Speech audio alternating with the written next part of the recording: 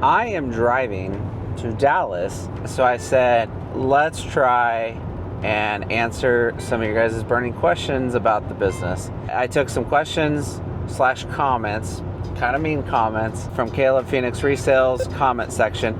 I know, I probably shouldn't have gone there, but I did. I looked, and I want to respond to them. But then I also posted on our Instagram. So if you don't follow us on Instagram, you should definitely do that, asking what kind of questions you guys have about the business. So I figured today we're going to answer them, and I am going to go ahead and pull up the first question. First one, this is kind of a softball question, easy one to start, is what is the best-selling console?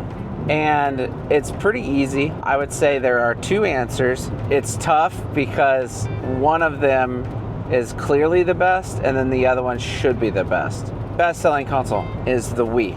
We sell so many Wiis. It's a lot of Wiis in one sentence. We sell so many Wiis in a single year. It's crazy. 2024, I think we sold about 1,000 of them. That's when we were 100% selling online. But then the number 2 console is the PS2. So in the store, we cannot keep PS2s in stock. We put them out, and we put out 2 every single week, and they sell out every single week, both slim and fat, doesn't matter which one we put out. But the reason I bring that up is I think if we could supply enough PS2s, we could sell more PS2s than we. The problem is that people are a lot more attached to their PS2 than a Wii. You used to be able to find a Wii at every garage sale. Can't do that anymore. It's maybe every couple, every 10, I don't know what it is. If we had the supply chain for PS2, it would definitely be our number 1. Shout out to Stormy for asking that question. The next one is, how did you get good at knowing the value of items? And the answer is practice. Watching YouTube videos and practice again. I think one of the best ways to learn game values is one day I spent almost an entire day at a vintage stock, and I just scanned games, seeing which ones were profitable, which at a vintage stock, there weren't a ton of profitable games. However, it did kind of teach me how to identify games that are going to have value and games that aren't. You know, it's pretty easy to figure out which ones aren't. You know, Cabela's, a lot of the shooters, random shovelware games for like Wii and PS2. There's a lot of shovelware on both those systems. Just scanning helped a lot. Ultimately, it just comes down to an intuition. When you scan that many games, it's not that hard to figure out which games are going to be trash. So shout out to Rachel for that question. The next one comes from RJC Media, and he was asking, what are my thoughts on GameStop? And that is a tough question to ask, or tough question to answer. I feel like recently, I don't go to GameStops often. I watch his videos and Pickin' Preachers. I see the deals they're getting, so it makes me more curious about GameStop, so I pop in every once in a while. But both times I've gone recently, I've had just a horrible experience. The first one, I was buying a few games, like 4 or 5, and then I picked up, 3 or 4 more. I bring it up. The guy that was working, I think was the manager, saw me walk up with them and just eye rolled so hard at me because I was buying like 8 games. I am spending money in your establishment. I don't think you should be annoyed that I am taking items off of your shelf. And these weren't like hot commodity items either. That was annoying. However, what just completely annoyed me in this situation is a couple of the games I bought were mature rated games. I think they were like shooters, maybe some Call of Duties or something. And when I went to check out, they asked for my ID. I was like, I'm 33 years old. You don't need my ID. And they're like, sir, we need your ID or we could lose our job. That is not true. You could lose your job if you sell to a minor. I know I'm beautiful, but I do not look 17 years old. Just sell me the games. And the reason I'm throwing the biggest fit is I didn't have my ID. It was at the store, I forgot it. It's such a stupid inconvenience when I very clearly am old enough. I can go to liquor stores and buy alcohol and not get ID'd. I can go see movies and not get ID'd. But to buy a video game is ridiculous. And then the second experience is a GameStop I went to. They had a GameCube and they had the white controller with it, but I couldn't see the top of the GameCube controller, and I was potentially going to buy it because that controller's $50. However, when I asked to see it, they said, we have to complete the transaction before you can see it. And I'm like, what do you mean? So I had to buy the GameCube and controller sight unseen. I could not see the physical condition of the console until I paid for it. I was like, well, could you just show me the controller? And they said no, that I have to buy it before I can look at it, which is insane. I don't know any store that won't let you, that sells used goods. New, yeah, that's probably not that uncommon. But a used store that will not let you see the product to inspect the condition before you buy it. And that's insane. What do I think of GameStop in 2025? They are trying to survive. I think their CEO is doing a decent job. I think they should pull back pretty heavily on non-video games and non-cards. All the t-shirts and Funkos and random plush and stuff like that that's in their store. That I feel like that takes up over 50% of the store. Get rid of that. That should be 10 to 20% at most. Just look at our store. I'm not saying we're perfect, but we do not have that much tchotchke stuff. We're probably 40% video games, 40% cards, and then everything else. Not counting vendor cases, obviously. They're doing a better job. I don't understand how a company that has the budget that they have doesn't have more used games in their store. It's not that hard. And yes, I know people come and buy them to flip them or whatever, but if you price that market, you could have more stuff. And we could talk about like, well, they're selling it faster, blah, blah, blah. Whatever. It shouldn't be that hard to actually fill their stores. Also, the one other slight tangent, when you look at their games on the shelves, they face out A through whatever they run into until they run out of space, and then they just spine everything. Just put the good games faced out. I don't know why you're facing out an Assassin's Creed game when you could be facing out an RPG or a game that someone's actually looking for. So I think they could do a lot of things a lot better, and I don't want them to close, but right now they're just a mess, and they've been a mess, and I don't know when they're gonna stop being a mess. There's your rant, Ryan. I know you love your deals at GameStop. So I want to respond to a comment on Caleb's video. 16 employees is nuts and won't last longer. And then Doublemint sent a question in a lot nicer way. How do you manage so many employees and maintain efficiency? They are slightly different, but also the same. The comment about having 16 employees is nuts. That person does not know anything about our business. They think we're a retail store and we have 16 people working, which is not even remotely close. People that only work for the store, we have 5 people. That's all they do is maintain and run the store.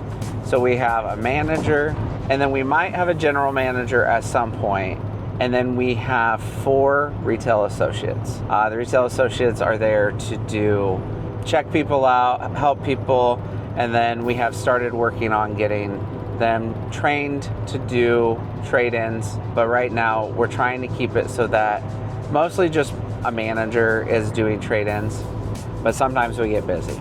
And then now you're like, okay, well, they have 11 other people. What do they do? We still sell online, if that's not a shocker to you. So we sell in store, we sell on Amazon, and we sell on eBay. You might be wondering why we're still selling on Amazon.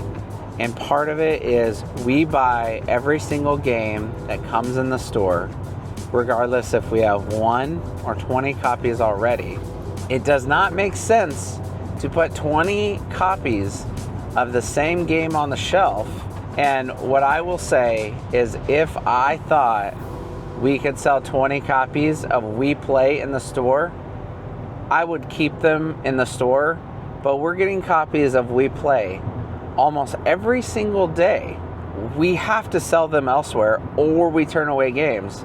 And if we turn away games coming in, then people aren't going to bring them in. So we sell on Amazon, and then we sell our kind of like random super niche stuff on eBay, which is like, we sell Atari, we sell Intellivision, Odyssey, stuff that people are not coming in the store pretty much ever to buy.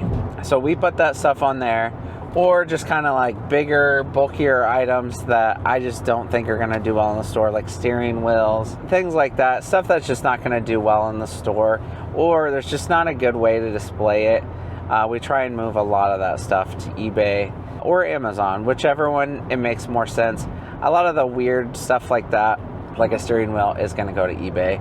I don't want to deal with the return on that on Amazon. So to answer the question on how we manage 16 people efficiently, I have no idea. We do our best. I do not come from a management role. I have had some management experience in the past through organizations in college, but that's really about it. It's just me trying to do better every single day. I think like one thing that we've done is like, we basically have put people in charge of things.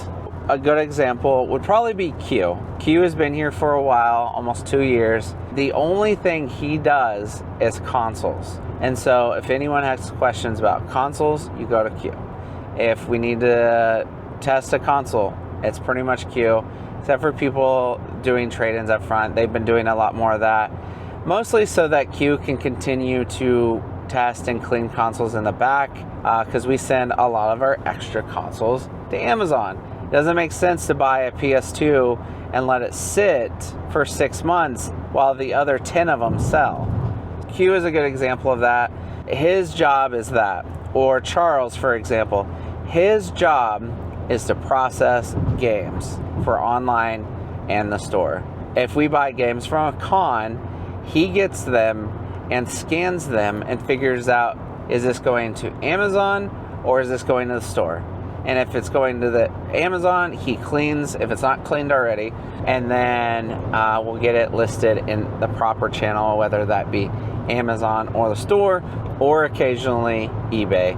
eBay is kind of our last resort for a lot of games. If it's a disc-based game going to eBay, it means that we can't sell it on Amazon because of the low dollar amount, or it can't go in the store because we already have 2 copies in the store. Next question is, how did you get the initial inventory?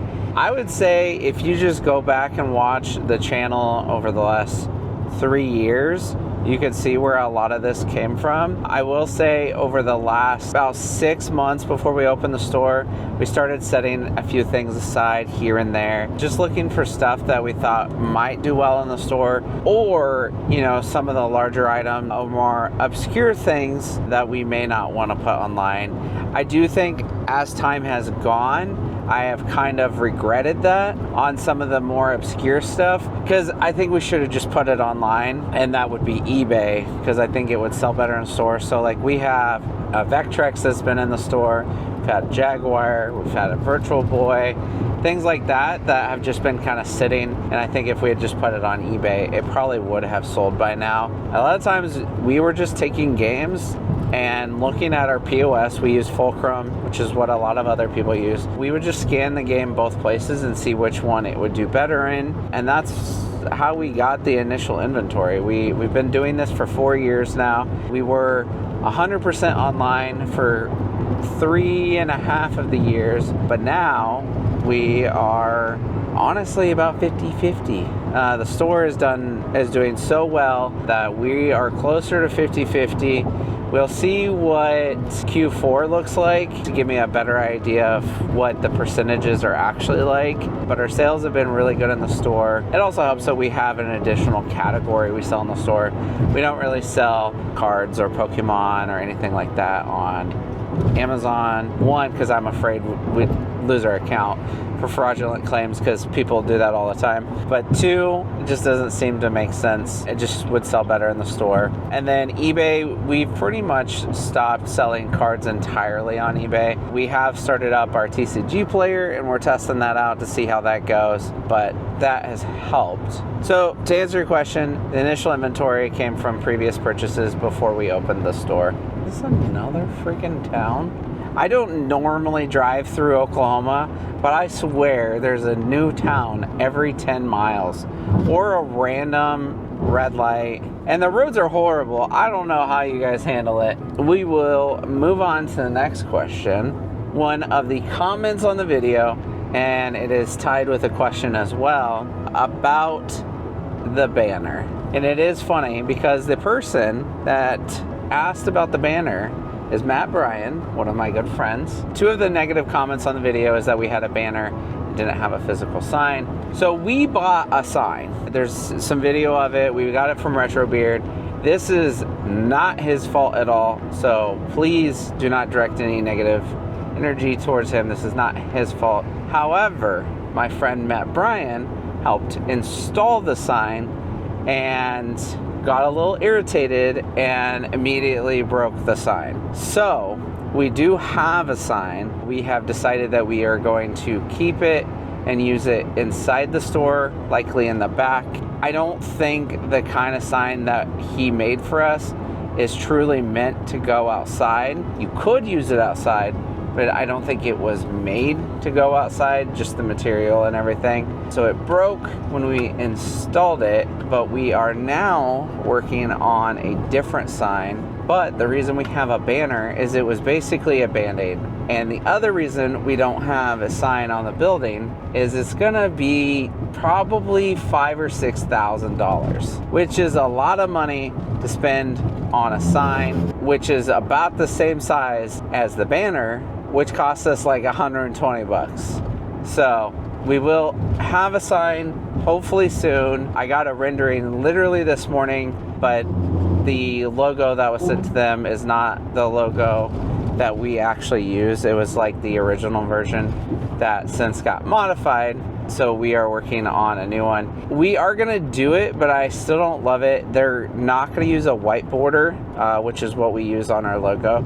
They're gonna do a black border, which is their recommendation, and I trust them, but it does scare me a little bit because it's not the way our logo normally looks. Another comment that I'm gonna respond to, just because, in my opinion, it was almost laughable.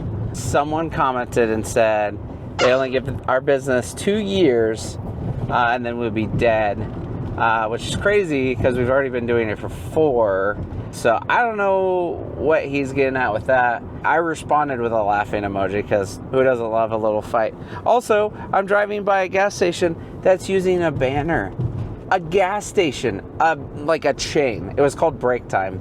I guarantee you they have an official sign, but they're using a banner probably while they wait for a big sign to actually arrive. But first off, we signed a 5-year lease. I'm gonna be out begging for money on the street if the business is dead in 5 years, so probably not gonna happen because I am a workaholic, and if I am afraid that we're not gonna be able to afford our bills, I pretty much always find a way. An additional part to the comment that I thought was hilarious is that my friends won't always be into video games and Pokemon cards. And guess what? My friends aren't into video games or Pokemon cards currently. We occasionally have a few friends that will come in, buy like some Switch games or Xbox games, whatever.